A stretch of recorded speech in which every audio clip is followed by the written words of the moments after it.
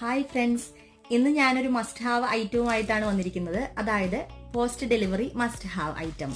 Okay, അപ്പൊ നമുക്ക് കണ്ടാലോ എന്താ മസ്റ്റ് ഹാവ് ഐറ്റം എന്ന്.